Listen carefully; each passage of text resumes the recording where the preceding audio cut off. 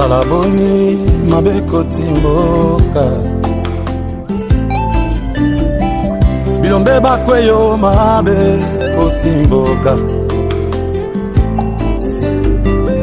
nyama ya zamba ya kanda ali berger zambe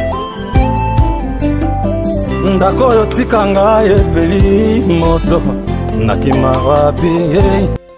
Shalom peuple de Dieu, libota na Nzambe, kate Nzambe apambola bino, bonjour, bonsoir, bon après-midi, ezo dépendre na air oyo kozwa audio yo tikate Nzambe lola abatela bino nyonso. Toza na séance na biso tozo partager sur les prières des démons ou les thèmes na biso. Tikate Nzambe sala biso grâce toloba de la part de l'Éternel na mwanda bo Nzambe chibiso. Pour nous lelo tokolobela na point moko eza capital. Sans plus tarder, totangi Bible, car l'Éternel a sa biso grâce, totangi Bible na kombo na Yesu. Lorsqu'il fut à l'autre bord, dans le pays des Gadaréniens, deux démoniaques, sortant des sépulcres, vinrent au-devant de lui. Ils étaient si furieux que personne n'osait passer par là. Et voici, ils s'écrièrent: Qu'y a-t-il entre nous et toi, fils de Dieu? Es-tu venu ici pour nous tourmenter avant le temps? Il y avait loin d'eux un grand troupeau de pourceaux qui paissaient. Les démons priaient Jésus, disant: Si tu nous chasses, envoie-nous dans ce troupeau de pourceaux. Il leur dit: Allez. Ils sortirent et entrèrent dans les pourceaux. Et voici, tout le troupeau se précipita des pentes escarpées dans la mer, et ils périrent dans les eaux. Oui, bien-aimé, c'est quand tu Zamba la biso grâce, tu bon début na kombo na Yesu, Seigneur Jésus, tu tiki ta na maboko na yo le kamba biso, Saint-Esprit, sala biso extrêmement, bionde ozala commandité, monoko ezala na loba yanga te, pour na peuple no bazala béni na kombo na Yesu. Amen. Oui, bien-aimé, la génération d'Isaacar, ezangai ndeko na bino Just Tumba. Tolingi tolobela na point moko oyo totangi na Matthieu chapitre 8 oyo totanga Bible ezoyebisa biso ke badémon bazoyebisa Christ: Tu es venu nous tourmenter avant le temps. Babengeno fils de Dieu.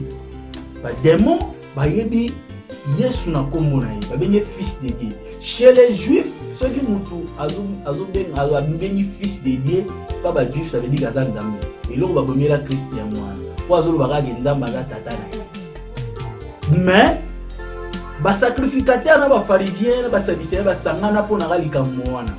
Mais oyo za démon esprit azolo bake oye pour tourmenter biso Jésus-Christ fils de Dieu avant le temps. Voilà un problème. Bah démon ba yebi temps.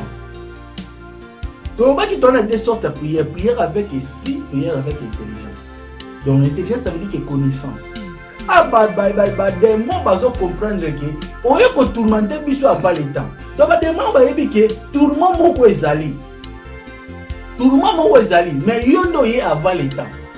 Donc le ya avant le temps biso to biso to ezata na biso. Ya mwana moni ke ba solana Nzambe, lo prier eza dialogue ba solana Christ. Babi ke o ezata na biso pena mais tika biso nanu tia biso nanu mpandi okota biso na bangulu. Donc ba démon ba osenga. Parce que ba yebi temps. Voilà génération d'Isaacar ya mwana. Ça veut dire que les fils d'Isaacar pe bazalika na connaissance ya temps. Pour ba Israël le oni ya osala. C'est ça biso pe tozo pesa ba message on attend. Parce que son kozoye ba tante ata pour mama kosamela to mama kosengi ozala compliqué. Ah de moi zoloba oye ko tourmenter biso mais avant l'état. Tant est important na via mutu. Bible zoloba ke to bondela na toute nuit. Prier sans cesse la version soana yo yedi. Mais engelo bateke yo osala ke lokote oliaka te nyo sera fo bondela. Non, ko bondele eza vie. Prière eza vie. Eza pas titi. Prière eza te aujourd'hui baka ba yoka yo tia ba voisin makelele non. Prière eza vie. Donc prière eza vie. Donc partout on va prier sans cesse, prier dans tout lieu, ce qu'on comprend dans ma bé, que bana musala, monsieur Zaya ba musulman, au sala pas ba bouddhiste, pour nous gagner l'ipanayo, ba pesa au sambela, au bani kuna au mamolo baloba ba obenga na yo, le bomela pe ba kanja ya mwana. Ça veut dire même si on a la chapelet pour na yeso a longo li chapelet c'est ka longo li yesu. Ozomona ba idée, donc ça veut dire que ba teya ba dumususu mabe, ba zo makamba mabe vande kota. Yango ntango nga nazo biso makambo boye ezokutana makambo bateya yo ezosala ba refoule mais tika te nzambe asunga yo ocomprendre tozoloba sur le temps na journée ya lelo c'est-à-dire que badema bayebi temps babi tourment moko ezali noye kodisperse biso avant le temps wa kristo azotala bango kaka abi bon sikoyo bonini na bi te soko obenga na biso tinda biso babangulu oyo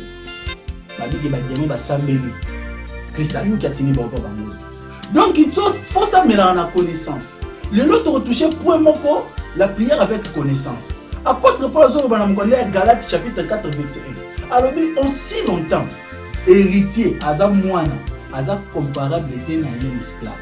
Oh bien sûr on est salinga ndoto maleli. Donc aux amis héritier donc ndamba tata na yo. Yamona obangi ke papa tu misusu Nzamba za nzambe mais pas na biso aza tata.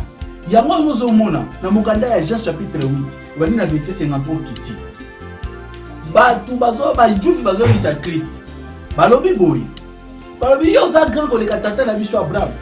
Yo za grand koleka ba prophète nyonso bakufa. Christ atali banga bia. Omoni Abraham na bina avaza nga na zalaki. Abraham na bino avaza nga na zalaki. Pe Abraham wana amona ngai apprécier na joie.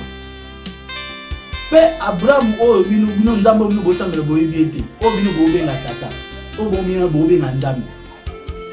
Ça veut dire que papa juif bazo benga nzambe malobi ke pada bino o benga ye tata yango ebiseki bayekoli abitango bozo na bo bosambela bobenga nzambe votre père. Nzambe aza nzambe mpona bato nyonso maza tata mpona bato nyonso aza tata kaka na bana na ye yango wana apôtre Paul azoloba oza mwana nzambe oza fils de Dieu, ça veut dire oza nzambe mais soki oza mwana oza comparable avec un esclave, ça veut dire oza na balimite. Esclave siko azaka ndeni esclave asalaka makambo te sans maître na ye, c'est-à-dire yo lokola oza na connaissance te oza mwana na makambo nzambe ozolinga te okola oyeba komaniwa na maloba nzambe te yango ozozala esclave otu nango oza esclave nini oza libre oza esclave ya baprophète oza esclave ya bapaster ya lubuta oza esclave na baprofession oza esclave na bamiracle oza esclave na makambo bateya oyo ya mabe efanda yango wana oza esclave donc yo mpo na yo paster na yo tout rien donc okoma ozwa bato important koleka na nzambe aux esclaves ni église omona makambo mabe osalema na motikali kwani oza mwana me nzambe aza tata na yo lokola nzambe aza tata na yo efe koza mwana ozolinga okola te apata mpola komprena makambo ebele aloba na 1 Corinthiens chapitre 13 ya banini na verset 11 alobi nini alobi j'étais un enfant, je parlais comme un enfant, j'ai raisonné comme un enfant. Mais quand je me suis grandi, j'ai fait disparaître tout ce qui est de la France. Yemoko, mutu moko ta lubi ke o fotira makambo te yemoko. Yama musu ba pesa mutu yana wa musu mutatika ngo yemoko. Yana makamsu na bino fotira ngo yemoko. Ba pesa ote. Mais so otika ngo na nini? So okomi na connaissance. A dole ba mamba okola na nzoto te. Tobi par rapport à la parole de Dieu. Ya bilo mususu boye bateya yoka po mise mususu mbongo pesa. Biza na oma ngamba lukuta. Siko yusto moko mokola okomo comprendre que te makambo ezaka te. Donc faut disparaître là, ça veut dire que oui si on a pasteur te makambo le sengeza ya ni banzambe. Ba vérité publique doit place makasi na vie na biso. Ya la Bible dit après si verset à lobi kaka. Yo kanza mo pesa na Bible. Mais yango faut vérifier ka yango faut te pour zolo baba nini ya bere bazaki différent na Thessalonique. Ba ni mabere soko te ibango ba vérifier. Makambo yo te isoki eza bena na conformité na écriture. Yango na bere ezali ezali na pasi pour moto ya voter parce que bango ba vérifier mais yo vérifier raté autant na Bible une fois na semaine ka dimanche pasteur à côté aussi maté na yeko vandi wa niveau ko examiner pasteur le baki la Bible dit on peut ça vérifier na monter référence na monter parce que toute parole est inspirée, il est là pour convaincre, pour corriger, pour enseigner, pour préparer les enfants de Dieu. C'est ça nous devons sauter, les prières des démons. Les démons ba sambeli nzamba yoki bango apesi bango bazana bango process. Ko yo sambela ko sorate pour nani. Wana pe bana ba vérifier na bango bana ba parole na bango ba foi moko sans œuvre. Ah yo zerata na yo nzamba ko sala boye bolo. Mais démons yebitan, ebinza mute zo tout matin avalita. Non mais pas yoki bango. Donc ça veut dire que les démons ont la connaissance qui attend. Oh, Bible Zologa. Dans mon candidat, dans Luc chapitre 24, verset 45, quel est le serviteur prudent et fidèle? Or, on peut s'abattre nourriture dans le temps convenable.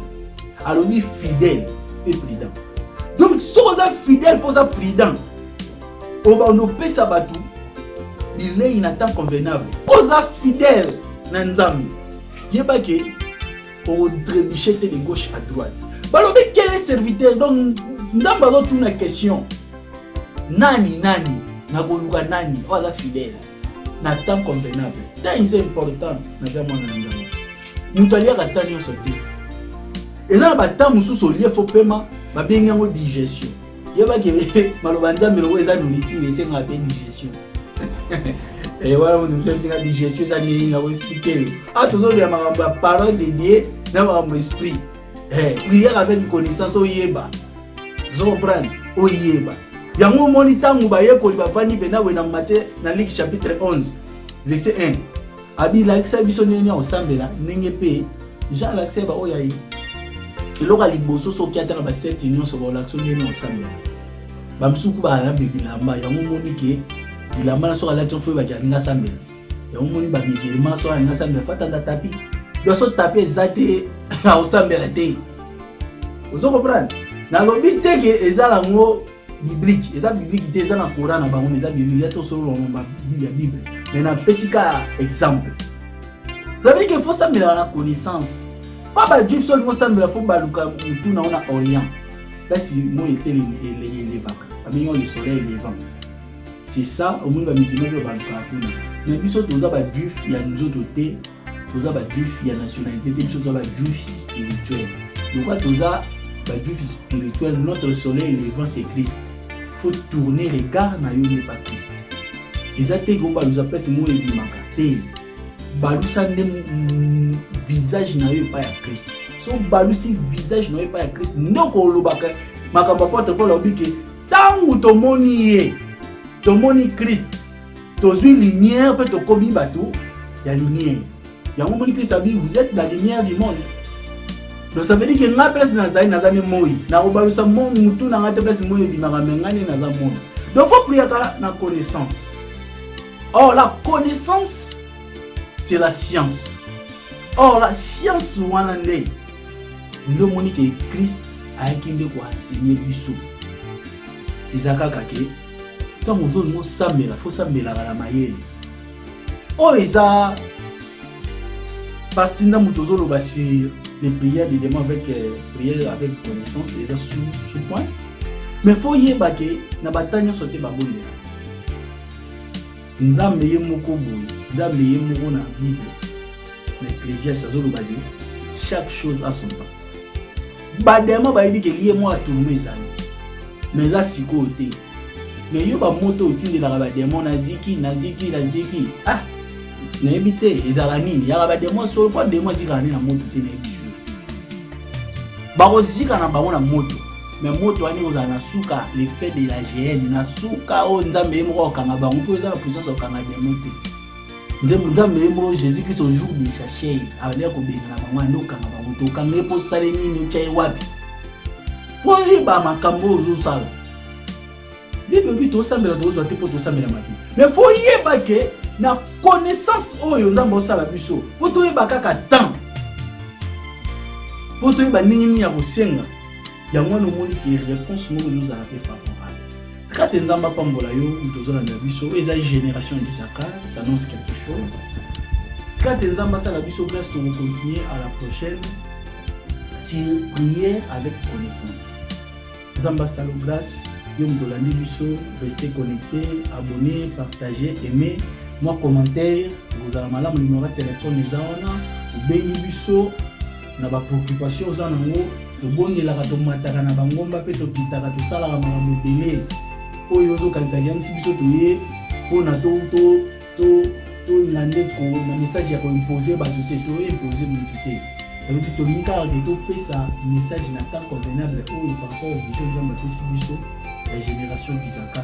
C'est ça yango et comme lio bosso ya téléphone na yo ya computador ya ordinateur ya iPad pona on meka un peu ko samela la connaissance ce qui nous a ba yo prière à démon kwa ni na yo ka bando ko pesa nzambe pona ni miozo ka non faut réfléchir comme il le appelle katina yo faut réfléchir na lo sala ni na zo kende wapi ni ko loko bando tuna la question wana ni ko ni na boliba na mo bi ni la crainte de l'éternel c'est le commencement de la sagesse.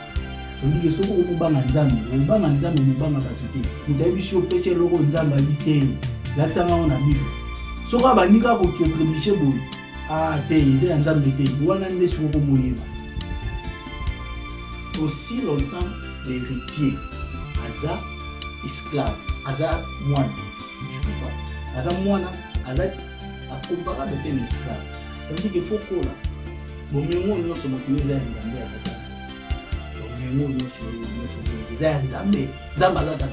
Mais le fond aux amours et à moi nous allons esclaves. Quand les ambassadeurs de glace, les bénéfices pour avancer, à la prochaine.